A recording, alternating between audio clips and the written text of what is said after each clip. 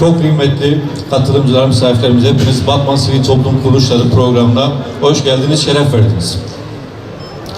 Bugün 165 kız çocuğunu şehit etmek suretiyle İran'a savaş açan ve bütün İslam dünyasını düşman bilen haydut devlet Amerika inşallah yola çıkacak olan ikinci Sumut fiyatan bir yangının olduğu ortamda mezhepçilik yapanlara karşı başta Sayın Cumhurbaşkanı'nın ve diğer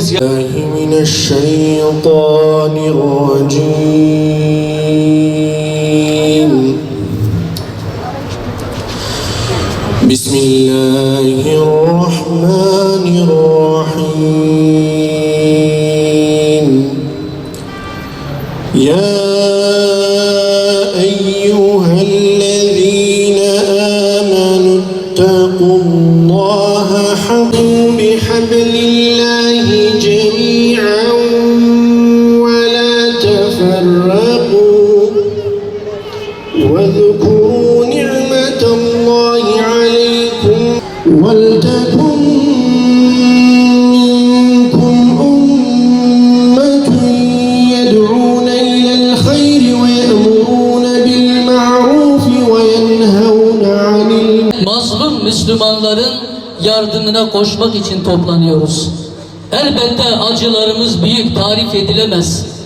Üzerimizdeki musibetlerin haddi ve hududu yoktur. Çok zorlu süreçlerden geçiyoruz. Ümmet coğrafyası baştan başa mezarlıklara dönüştü. İşgal operasyonlarına tabi tutuldu. En güzide rehberlerini, komutanlarını, şahsiyetlerini bir bir kaybetti. Taş üstünde taş kalmadı. Ve Müslümanlar bir kıyamdan geçiriliyor. Adeta bir katliamın mezbahanenin şekliyle icra edildiği bir coğrafyaya dönüştü. Elbette bu acıları dile getirmek çok zordur. Acıları yaşayanları da bir hayal edelim.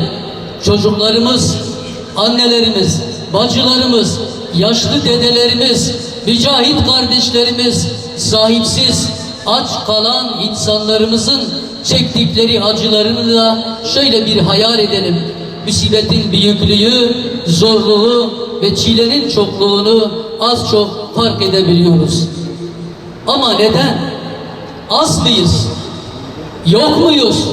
Gücümüz mü yok? Sayımız mı az? Hayır. Bunların hepsi birde var, bizde var. Hiç kimsede olmayanlar bizde var. Ama içimizdeki dünya sevgisi, ölüm korkusu bizi şu anda bu zillet cenderesine maalesef mahkum etmiştir. Dün Gazze'de yıllardır süren bir katliama şahitlik ettik. Seyrettik. Film seyreder gibi, maç seyreder gibi maalesef yetmedi. Lübnan'a girildi. Gazze'nin akıbeti şu anda Lübnan'ın başına getiriliyor.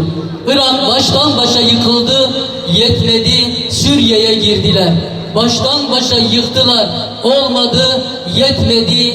Yemen'e girdiler. Sudan'a girdiler. Ve şimdi de İran'dalar.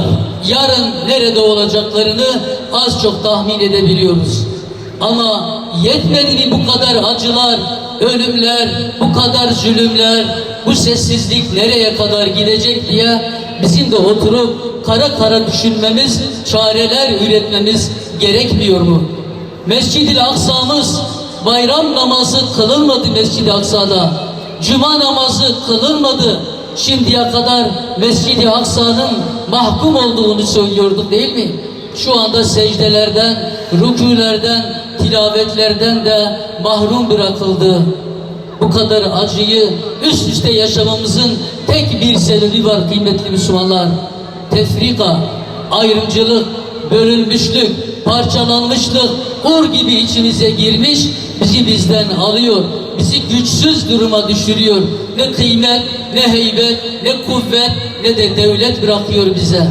İşte buradaki bütün acıların müsebbibi elbette bizi bölük pörçük gören azgın o zorbalar, o barbarlar, o katliam çeteleri üzerimize çullanıp son darbeyi vurmanın peşinden koşuyorlar. Ama artık bizim Müslümanlar olarak Allah'ın sesine, Kur'an'ın sesine kulak verip, İslam'a dönüp, özümüze dönüp, el ele verip, gönül gönüle verip, mezhepleri, meşhepleri, ırkları bir kenara bırakıp Müslümanca hareket etmemizin ancak bizi bu durumlardan kurtaracağına iman etmemiz gerekiyor. Baksanıza küfre, küfür ırka bakmıyor, küfür mezhebe bakmıyor, devlete bakmıyor. Küfür bir bütün olarak iman ettim diyen herkese saldırıyor. Ama biz ne yapıyoruz? Küfür bizi tek millet olarak görüyor ama biz kendi içimizde şu mezheptendir, şu ırktandır, şunun mezhebi budur diye süfli, son derece basit mazeretlerin arkasına sığınıp gücümüzü dağıtıyoruz. Başınızı çok ağrıtmak istemiyorum kıymetli Müslümanlar. Bu acıya son vermek için, bu çilelere son vermek için, bu işgallere son vermek için, şu katliamları durdurmak için ya biz de kardeşlerimiz gibi yan yana dizilip şehit olacağız ya da bu derde bir derman bulacağız. Onun dermanın da tek çaresi tefrikayı ve nifakı kökünden söküp atmaktır. Müslümanları bölüştüren bizden değildir. Müslümanları ayrıştıran kardeşimiz olamaz. Müslümanların dedikodusunu yapan, Müslümanları birbirine düşüren zihniyet, Kur'an'ın zihniyeti, Kur'an'ın şuuru ve fikriyatı değildir. Bizim bunlarla mücadele etmemiz gerekir. Ne zaman ki saflarımız berraklaştı, omuz omuza verdik, küfrü bir düşman olarak, hedef olarak önümüze koyduysak, o zaman zafer de yakındır diyebiliriz. Son olarak, bütün bu tablolara, olumsuz tablolara rağmen umutsuz değiliz. Elhamdülillah, dün canımızı yakan canavarların bugün canları yanıyor. Bugün füzeler kalplerine iniyor. Bugün korkudan sığınaklara inip adeta diriyken ölü hayatı yaşıyorlar. İşte düşünün, bir bütün ümmet ayağa kalksa, bütün ümmet yüzünü şu zalimlere çevirse ve siz zalimsiniz dese, harekete geçse, kardeşiyle beraber hareket etse, zulüm ne ki? Durur mu bu kadar imanlı Müslümanların, şuurlu Müslümanların hücumları karşısında? Ama yere çakılıp kalmışız. Bir türlü prangalarımızı kıramıyoruz, zincirleri atamıyoruz, kendimizi özgürce Allah'ın dinine ve Müslümanların imdadına koşacak tarzda maalesef kendimizi Allah yolundaki cihada ve şehadete adamıyoruz. İşte bizi yıkan, bizi bölen ve bizi şu zillet haline sokan da en büyük hastalık, en büyük musibet hiç kuşkusuz ki Müslümanların arasındaki dağınıklık ve parçalanmışlıktır. Ümit var olacağız. Ümidimizi kaybetmeyeceğiz. İlla direneceğiz. Yalvaracağız Rabbimize. Kardeşlerimizi dualarımızla ve gerekirse fiili dualarımızla da unutmayacağız.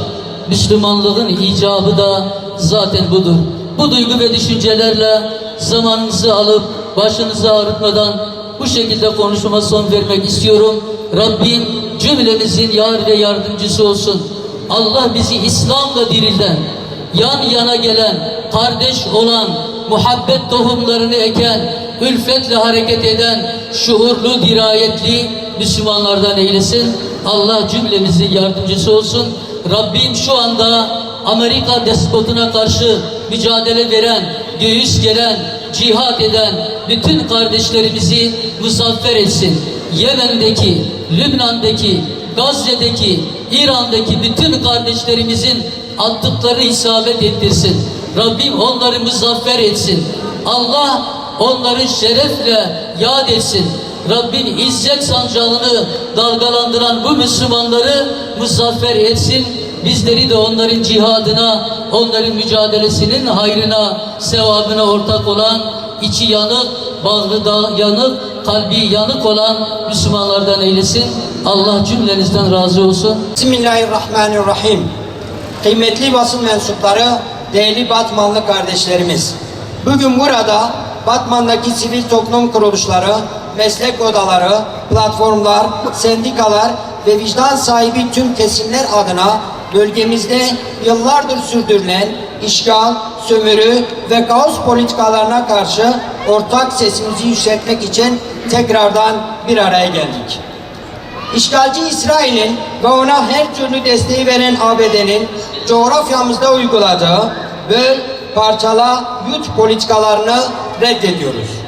Bölge halklarının iradesini yok sayan, sınırlarını kanla yeniden şekillendirmeye çalışan hiçbir askeri müdahaleyi, işgali ve saldırıyı kabul etmiyoruz. Ortak coğrafyamızda mazimiz gibi istikbalimiz de bir ve beraber olacak. Kendi topraklarımızda işgalci İsrail'i de bölgeyi istikrarsızlaştıran Amerikan varlığını da istemiyoruz. Bugün Gazze'de yaşananlar sadece Filistin halkının değil, tüm insanlığın ortak meselesidir. 18 yılı aşkın süredir abluk altında tutulan Gazze'de insanlar açlıkla, bombardımanla ve yoklukla sınanmakta, çocuklar, kadınlar ve siviller sistematik şekilde hedef alınmaktadır.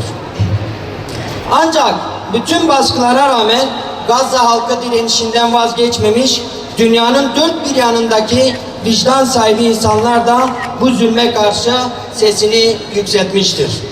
Bu çerçevede Gazze'deki ablukayı kırmak ve Filistin halkına nefes olmak amacıyla hazırlanan Özgürlük ve Sumut filosunun Nisan ayında 100'den fazla gemiyle yola çıkacak olmasını son derece önemli ve tarihi bir gelişme olarak görüyoruz.